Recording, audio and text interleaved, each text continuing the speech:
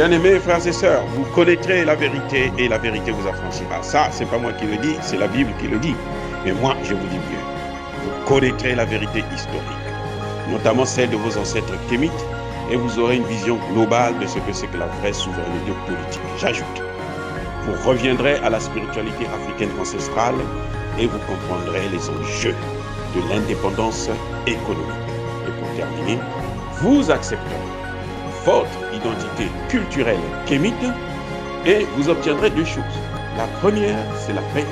La seconde, c'est le développement, à une condition. L'unité de toute l'Afrique noire, l'unité de tous les Noirs du monde entier.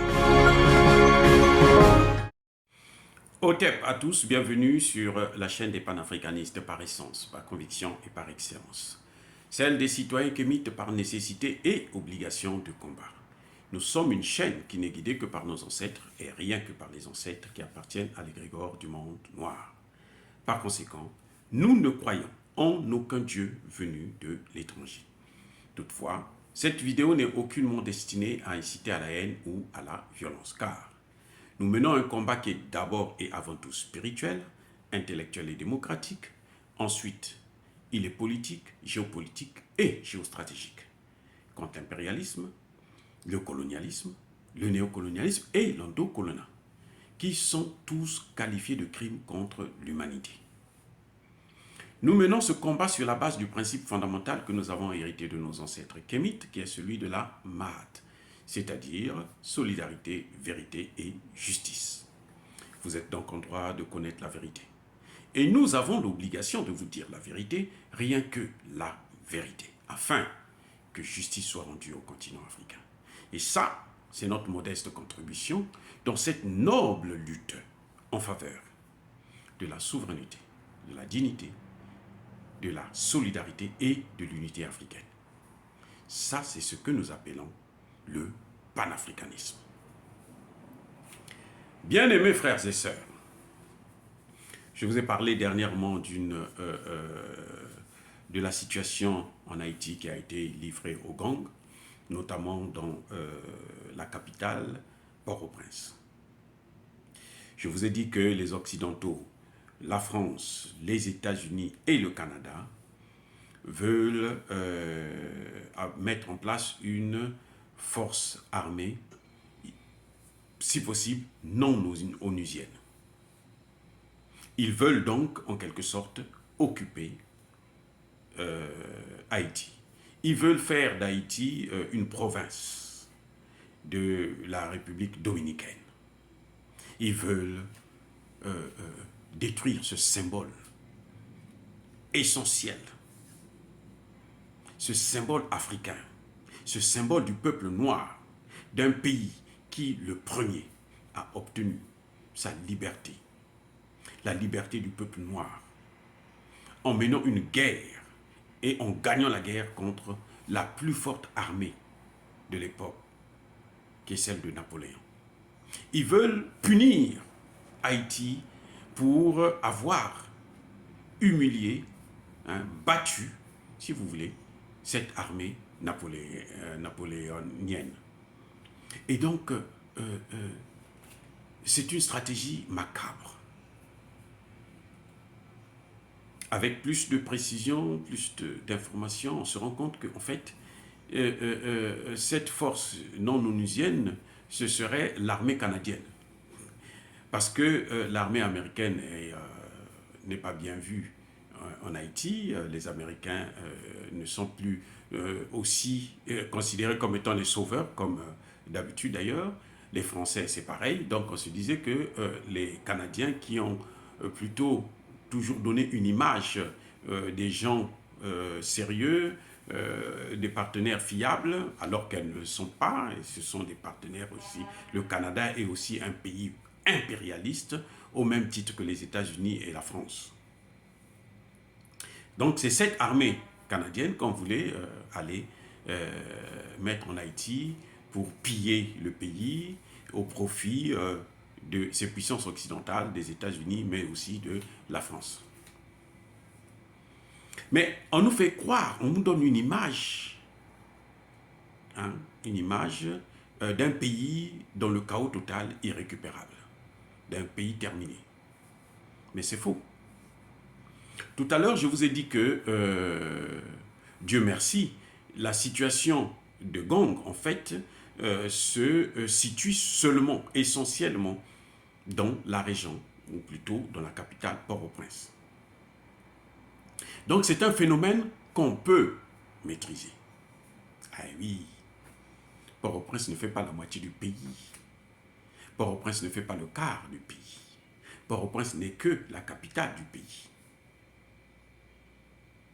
On peut maîtriser cette situation. En écoutant plusieurs experts, en discutant avec d'autres, on se rend compte que, mais oui, c'est facile. Dernièrement, je vous disais que, je pense que c'est mieux d'avoir une armée haïtienne. Et c'était une erreur de supprimer l'armée d'Haïti. C'était une erreur. Sous prétexte qu'il y a des coups d'État. Ils faisaient des coups d'État. Mais écoutez, il y a des coups d'État partout, même en France. Le général de Gaulle, c'était un putschiste. Il a fait un coup d'État. Le général de Gaulle n'avait pas été élu. Pendant au moins 14 ans, il a dirigé de main de fer. C'est pour ça qu'il a pu imposer aux Africains les accords de défense. Il a pu imposer aux Africains la monnaie qui existe jusqu'alors et qui permet à la France de soutirer aux pays africains 500 milliards de dollars chaque année. Sans compter que, bon, ils ont le contrôle des matières premières. C'est maintenant que la jeunesse africaine se réveille et commence à dire non, stop, il faut que ça s'arrête. Donc, les coups d'État ne peuvent pas être une raison pour supprimer une armée. Mais on a supprimé cette armée parce que on ne voulait pas que on a peur de cette armée, puisque leurs ancêtres ont montré que c'est une armée qui peut faire mal aux Occidentaux. Alors que, on l'a vu, en Afrique par exemple, ils se sont toujours arrangés qu'on ne puisse pas avoir des armées fiables, des armées équipées. Ils se sont toujours arrangés de ne pas donner la possibilité aux pays africains d'avoir des armées dignes de ce nom. Mais en Haïti, on s'est dit non, on ne va même pas leur donner une petite armée, parce que s'il y a une armée là, ils vont nous faire la guerre. Donc, on met seulement la police. Ce qui revient à dire que la première des solutions, la première hypothèse qui se pose, c'est de remettre l'armée haïtienne. C'est tout, c'est la première hypothèse. La deuxième hypothèse,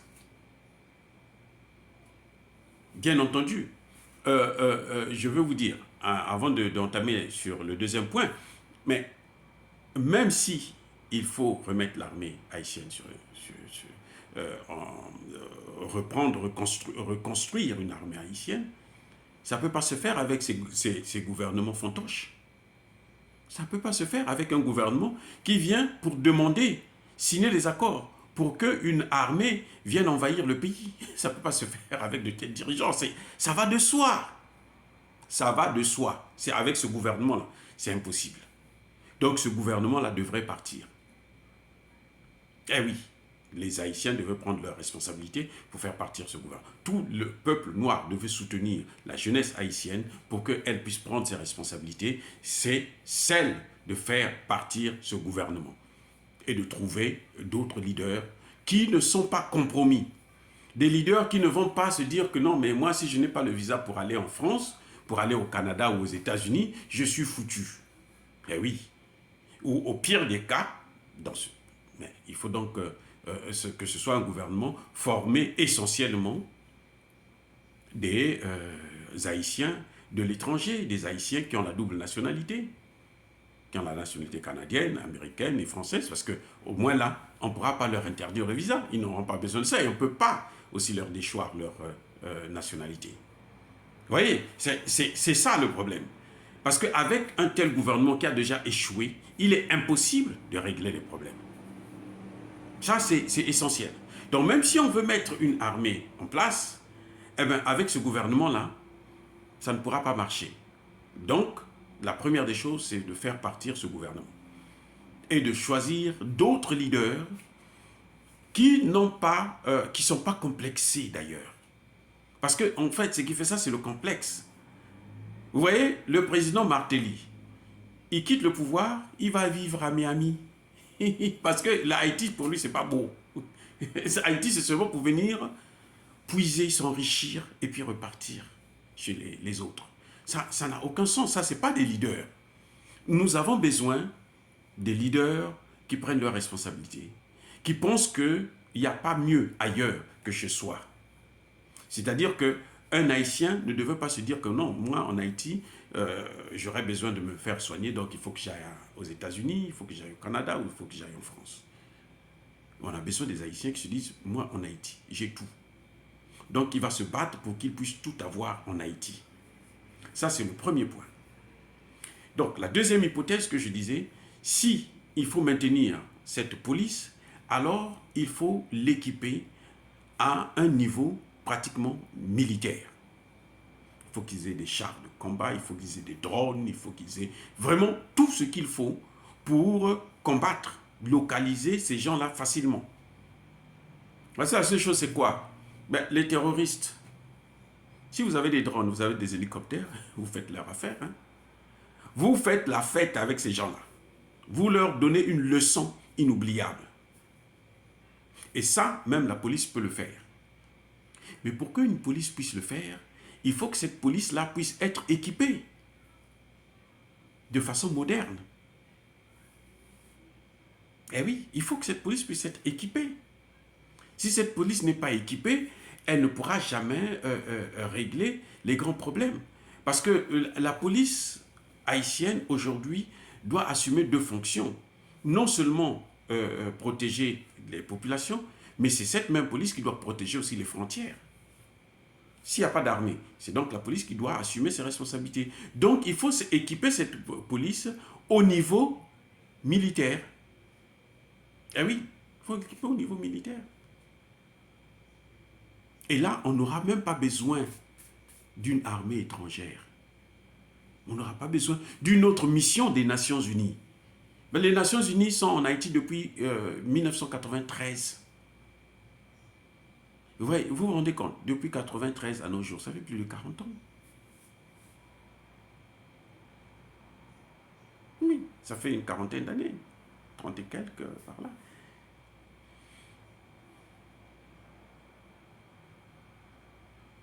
Donc, on ne peut pas, ça fait exactement 39 ans, on ne peut pas continuer avec des missions des Nations Unies qui ne rapportent rien. Puisque toutes ces missions des Nations Unies, aujourd'hui, quand on fait le bilan, on voit le résultat, c'est ça, ce sont ces gangs à Port-au-Prince. Parce que les gangs, là, ne viennent pas de l'étranger. Non. C'est pas comme, par exemple, au Mali, où on est allé prendre des terroristes en Libye, et puis on les a amenés au Mali, on les a installés là-bas, on leur dit maintenant, prenez une partie du territoire, comme ça, nous, on va gérer ça avec vous. Et nous, on va piller les matières premières, vous allez être là, notre raison d'être, d'intervenir. Non.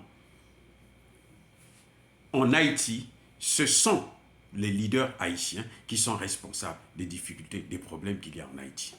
Je répète, en Haïti, c'est un problème interne. C'est un problème de ce que j'appelle les endocollants. Ce sont des Haïtiens qui forment ces gangs. Parmi ces Haïtiens qui ont des gangs, il y a par exemple le président Martelly, qui est cité dans la liste. Il y a le sénateur Lambert, qui est cité, Joseph Lambert, qui est cité dans la liste des maîtres, hein, des gangsters. Oui. Ce n'est pas des gens qui viennent de l'extérieur, non, ce sont eux-mêmes là.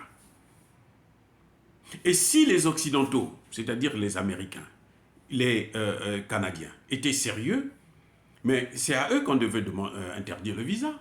On devrait expulser Martelly, puisqu'il n'est pas américain, soi-disant. Vous vous souvenez, quand il voulait être élu, il y avait un débat comme quoi on disait qu'il était américain, alors qu'il ne devrait pas l'être. Donc on peut l'expulser. Et ils sont nombreux comme ça, des sénateurs, des anciens ministres qui ont des gangs. Ce sont ceux-là le problème. Et on les connaît tous. On les connaît très bien. Donc on peut les avoir. Maintenant, quand je dis qu'il faut équiper la police Mais qui va équiper la police? Puisque Haïti ne fabrique pas des armes. Il faut solliciter d'autres partenaires extérieurs. Mais les partenaires habituels, la France, les États-Unis, le Canada, qu'est-ce qui se passe avec eux? Ils ont échoué. Ils ont échoué, il faut le reconnaître, quand on fait le bilan. Depuis plus de 200 ans d'indépendance, si le pays est encore dans cet état, c'est qu'eux, ils ont échoué, ces partenaires historiques. Et vous savez pourquoi ils échouent? C'est parce qu'ils n'ont pas la volonté de voir nos pays, de voir Haïti s'en sortir. Ils veulent que Haïti puisse être toujours dépendant d'eux. C'est-à-dire quand il y a un problème en Haïti, ce soit eux qui viennent pour régler ce problème. Ce qui fait que lorsque le gouvernement, quel que soit le gouvernement haïtien, qui prend de l'argent, leur donne pour acheter des armes, ils prennent cet argent, mais ils ne livrent pas les armes. Le Mali a eu ce cas avec la France. Donc on connaît comment ça se passe.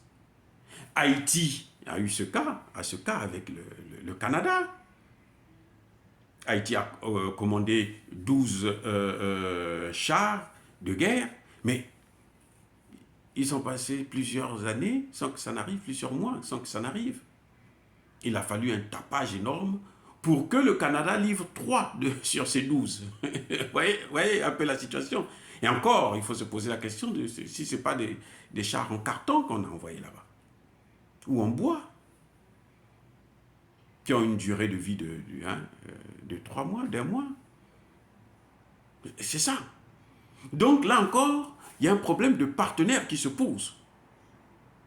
Et le partenaire le plus sérieux actuellement, celui avec lequel, lorsque vous avez des accords, il honore toujours ses engagements, c'est la Russie. C'est la Russie. C'est évident. Ce n'est pas une obsession vis-à-vis de la Russie. Ce n'est pas un autre maître, puisque la Russie n'a jamais colonisé un seul pays africain.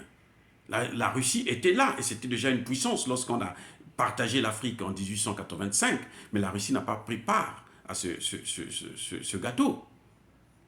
Donc, on peut au moins lui accorder ce crédit. Et la Russie a fait ses preuves. Elle a fait ses preuves au Centrafrique, elle a fait ses preuves au Mali. Elle est en train de se préparer à faire ses preuves aussi au Burkina Faso maintenant. Donc, pourquoi elle ne ferait pas la même chose avec Haïti? Voilà les 3 options que je donne. Personnellement, je pense que soit on refait l'armée, on reconstitue l'armée haïtienne, soit il faut équiper la police haïtienne au niveau d'une police militaire, carrément, pas des gendarmeries, police, voilà, comme en France, là, c'est n'importe quoi. Une police équipée, vraiment, qui peut assurer la protection à l'intérieur et au niveau des frontières. Et il faut changer de partenaire, avoir un bon partenaire avec lequel on peut acheter des armes et puis qui peut nous donner des instructeurs qui vont apprendre à ce qu'on puisse utiliser leurs armes. Ce partenaire, c'est la Russie. La Russie qui a fait ses preuves. Mais la Chine aussi peut être un bon partenaire. L'Iran aussi peut être un bon partenaire en matière, par exemple, de drones et autres. Vous voyez?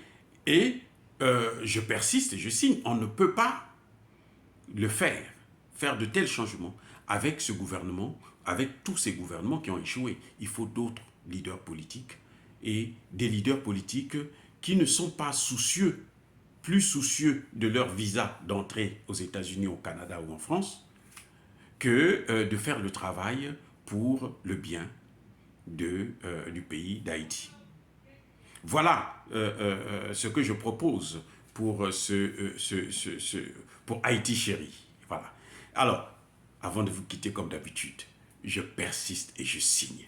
Soyez bénis par le Dieu des Kémites, le Dieu des Noirs. Et que tous ceux qui persécutent Haïti, tous ceux qui persécutent le peuple haïtien, tous ceux qui déstabilisent à travers des gangs ce merveilleux pays, puissent être punis, écrasés et maudits par le Dieu des Kémites et par nos ancêtres angélisés. Je dis et j'assume.